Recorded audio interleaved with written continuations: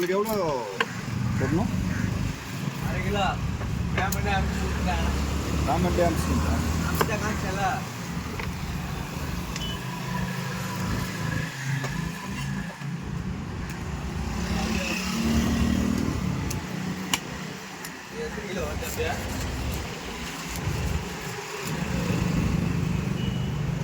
இந்த மாதிரி மீனை கொடுக்குறேன் பார்த்தீங்களா?